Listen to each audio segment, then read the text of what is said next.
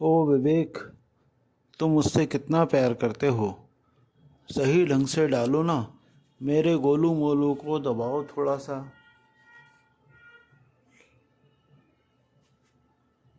ठीक से इनकी प्यास बुझाओ। मेरी मुन्नी बहुत प्यासी है,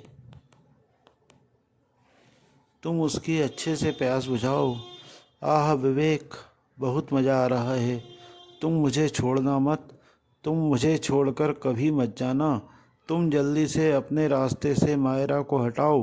अब मुझे रहा नहीं जाता है, मैं तुम्हारे बिना नहीं रह सकती हूँ। तुम जल्दी से मायरा को रास्ते से हटा दो और मेरे हो जाओ। यह कहानी विवेक और मायरा की है। उनकी शादी को 10 साल हो चुके थे। उनका 9 साल का एक बेटा था जिसका नाम सोनू था। अभी 2 साल पहले विवेक का अफेयर रूबी से चल रहा था। रूबी और विवेक अपने प्यार में इतने खो गए थे कि अब विवेक को भी मायरा फूटी आंखों नहीं सुहाती थी और वह भी चाहता था कि किसी तरह से मायरा को रास्ते से हटा दिया जाए। और दोनों ने मिलकर षड्यंत्र किया कि किस तरह से मायरा को अपने रास्ते से हटाना है। और उसी प्लान के अंतर्गत आज सुबह से ही विवेक मायरा से बहुत ही प्यार से बात कर रहा था। चाय पीते पीते विवेक बोला, मायरा चलो, बहुत दिन हो गए हैं, पहाड़ी वाले मंदिर के दर्शन करके नहीं आए हैं। आज कहो तो चलते हैं, मेरा मन हो रहा है। मायरा भी बहुत खुश हो गई क्योंकि उसको कुछ मालूम ही नहीं था उनके षड्यंत्र के बारे में। तो उसने भी खुश होकर कहा, हाँ हाँ, बहुत दिन हो गए हैं, चलते हैं। तो हाँ ठीक है, तुम एक काम करो, सोनू को स्कूल भेज दो और फिर हम चलेंगे। और सोनू के स्कूल से आने के पहले ही हम लोग वापस घर आ जाएंगे। हाँ यह बिल्कुल ठीक है, मैं जल्दी से खाना बना लेती हूँ। जब तक मेहरी आ जाएगी वह बर्तन वगैरह साफ़ करके चले जाएगी और फिर हम लोग चल देंगे। हाँ ठीक है, मैं भी ऑफिस से थोड़ा बहुत काम निपटा कर आता हूँ और हम लोग मंदिर चलेंगे। ठीक है, मैं ठीक 1 बजे तक आ जाऊँगा, तुम मुझे तैयार मिलना। यह कहकर विवेक अपने ऑफिस के लिए निकल गया।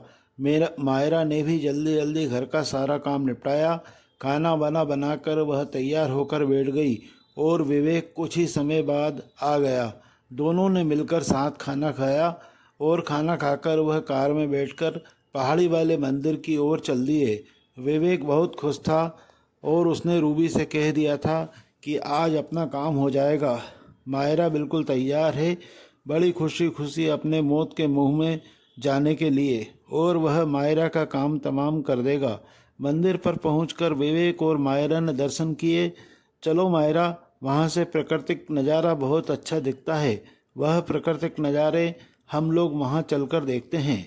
ऐसा कहकर विवेक मायरा को बहकाकर पहाड़ी से जो खड़ी चढ़ाई थी वहाँ पर खाई थी वहाँ लेकर गया। और वहाँ मौका देखकर विवेक ने अपनी पत्नी मायरा को पहाड़ी से नीचे धक्का दे दिया, क्योंकि वह अपनी गर्लफ्रेंड रूबी से शादी करना चाहता था। इसलिए मायरा को रास्ते से हटाना जरूरी हो गया था। लेकिन उसका बेटू सोनू, उससे वह क्या बोलता। उसने सोच लिया था कि सोनू जब अपनी मम्मी के बारे में पूछेगा तो उसे वह कुछ बहाना बनाकर टाल देगा। मायरा को रास्ते से हटाने के बाद सबसे पहले उसने रूबी को फ़ोन लगाया। जैसे ही रूबी ने फ़ोन उठाया, विवेक ने कहा, रूबी डार्लिंग, काम हो गया है, बस कुछ ही दिन की बात है, फिर हम साथ में अपनी ज़िंदगी गुजारेंगे। अब हमें मिलने से कोई नहीं रोक सकता है। एक होने से हम एक हो जाएंगे और हमारे बीच का कांटा निकल चुका है। रूबी बड़ी खुश हो गई, चाहती हुई बोली, सच में यह खबर अच्छी है। मैंने अपने हाथों से कांटे को निकाला है तो उसमें क्या दिक्कत है, बस अब हम सोनू को संभालना है। विवेक घर आ चुका था और सोनू भी थोड़ी देर बाद स्कूल से घर आ गया। विवेक थोड़ा घबराया हुआ था और सोच रहा था कि सोनू को क्या जवाब देगा कि उसकी मम्मी कहाँ गई है। लेकिन सोनू ने एक बार भी अपनी मम्मी के बारे में नहीं पूछा। विवेक सोच रहा था कि सोनू को पहले कुछ खाने पीने को दे दे, लेकिन उसने देखा कि सोनू खुद ही खाना लेकर खा रहा है। सोनू बड़े मज़े से खाना खा रहा था वह ऐसे ही खाना खा रहा था जैसे कि मायरा जब उसको खाना खिलाती थी तब खाता था। विवेक ने समझा कि जो खाना उसकी मम्मी सुबह बनाकर रख गई थी वही खाना खा रहा है। विवेक ने सोचा, यह सोनू मायरा के बारे में कुछ पूछ क्यों नहीं रहा है। फिर उसने मन में सोचा कि चलो जब सोनू पूछेगा तब मैं उसे बता दूंगा। वैसे भी विवेक ने जब से मायरा को मारा था वह बहुत तनाव में था। उसे बहुत कमजोरी सी महसूस हो रही थी और उसे ऐसा लग रहा था जैसे उसके कंधों पर बहुत भारी बोझ हो। शाम को भी सोनू ने विवेक से कुछ नहीं पूछा और वह बिल्कुल नॉर्मल था, जैसे कि कुछ हुआ ही नहीं हो। उसको यह कोई एहसास ही नहीं था कि उसकी मम्मी अब इस घर में नहीं है।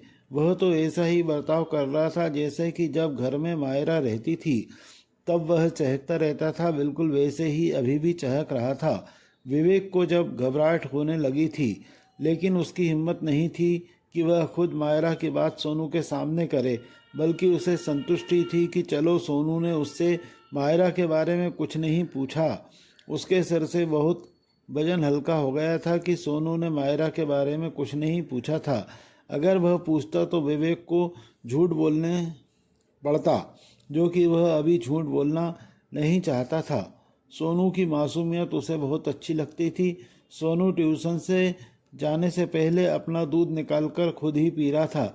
यह देखकर विवेक ने थोड़ी राहत की सांस ली कि चलो मायरा ने इसे इतना सिखा रखा है कि यह खुद अपना खाना पीना लेकर खा लेता है, मुझे ज़्यादा टेंशन लेने की ज़रूरत नहीं है।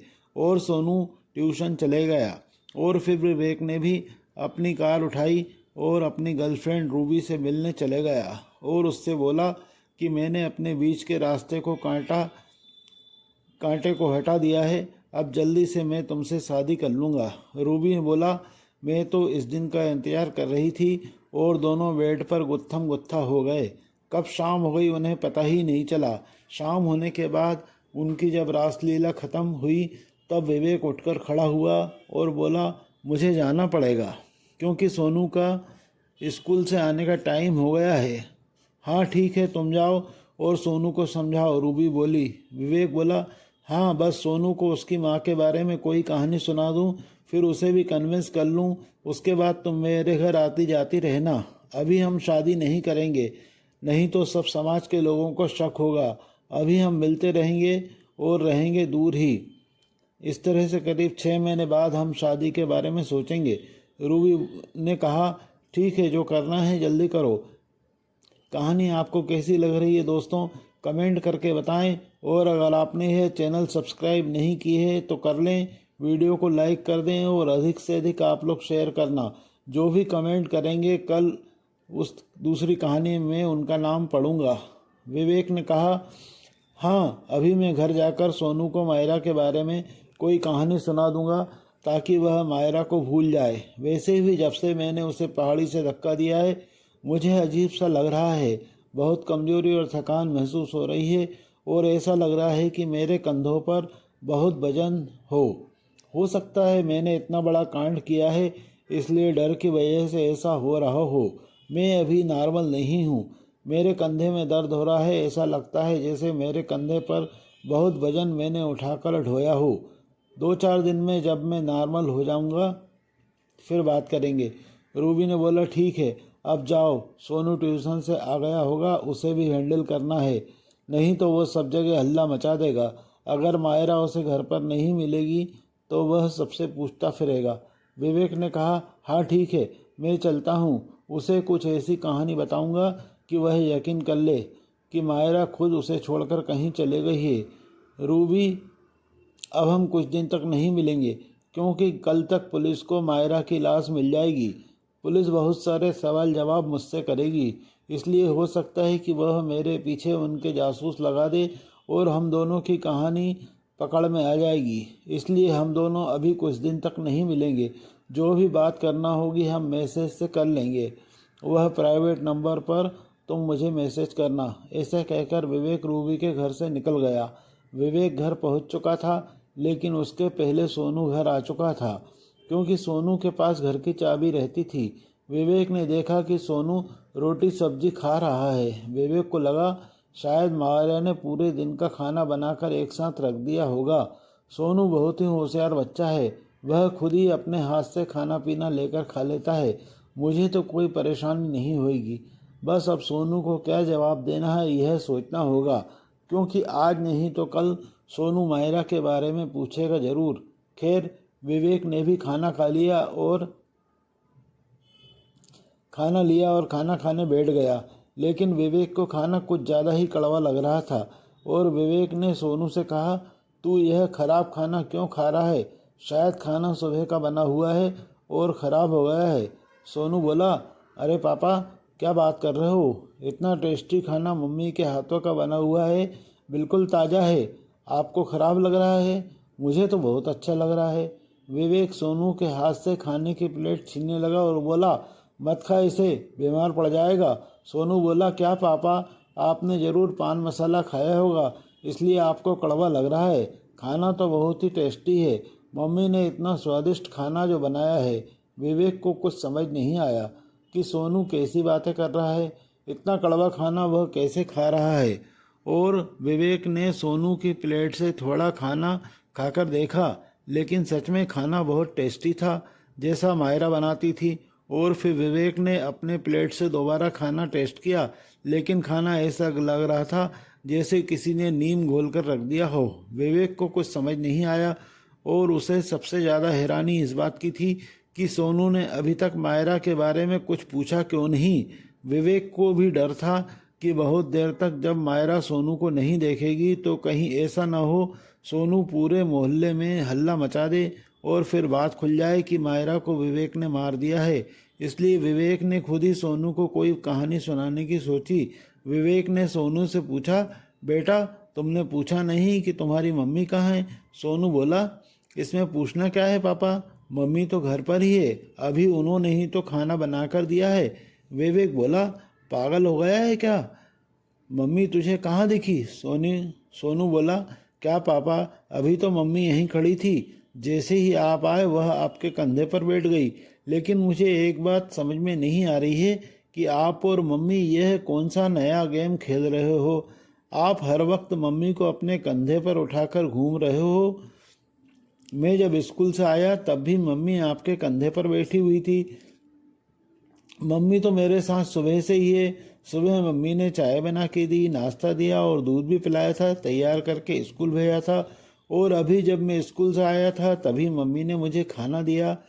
आपको मम्मी घर में दिख नहीं रही है, क्या बात है पापा, आप लोग दूर दूर क्यों हो? क्या आपका कोई झगड़ा हो गया है? पापा, यह आप कौन सा गेम खेल रहे हैं मेरे साथ? सुबह से मैं सोच कर परेशान हूँ, यह क्या हो रहा है? 9 साल का सोनू अपनी उम्र से ज़्यादा समझदारी की बात कर रहा था। विवेक को यह खेल समझ में नहीं आ रहा था। विवेक का दिमाग पूरी तरह से घूम गया था कि यह क्या हो रहा है। जो मर चुकी है वह घर में आकर कैसे विवेक को संभाल रही है, खाना दे रही है। ये खाना किसने बनाया है? सोनू को यह खाना इतना स्वादिष्ट कैसे लग रहा है और मुझे कड़वा क्यों लग रहा है? क्या वाकई में मेरे कंधे पर सवारी करके घूम रही थी, जिसे उसी के कारण शायद मेरे कंधे में दर्द हो रहा होगा। मेरे कंधे का दर्द का कारण यही था क्या? अब विवेक का दिमाग पूरी तरह से घूम चुका था, उसकी समझ में नहीं आ रहा था। वह सर पकड़कर सोफे पर बैठ गया। तब सोनू बोला, पापा, आप अभी बाहर से आए हैं, तब भी मम्मी आपके कंधे पर बैठी हुई है। यह कौन सा गेम है पापा? सुनकर विवेक की हालत खराब हो गई और विवेक को कुछ समझ में नहीं आया। विवेक बड़बड़ाने लगा, मैंने कुछ नहीं किया, मैंने कुछ नहीं किया। और थोड़ी देर में विवेक बड़बाता हुआ घर से बाहर भाग गया। सोनू मम्मी से बोला, मम्मी, ये पापा कहाँ भाग गए? सोनू की मम्मी ने बोला, बेटा, तुम्हारे पापा का दिमाग खराब हो गया है और अब वह कभी घर नहीं आएंगे। घर में अब हम बस दोनों आराम से रहेंगे। सोनू ने बोला, क्यों मम्मी? मायरा ने कहा, बेटा, क्योंकि ईश्वर को यही मंजूर है।